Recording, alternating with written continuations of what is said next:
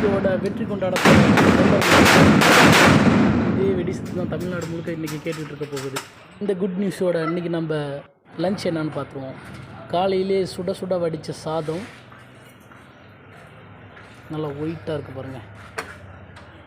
அது கூட இன்றைக்கி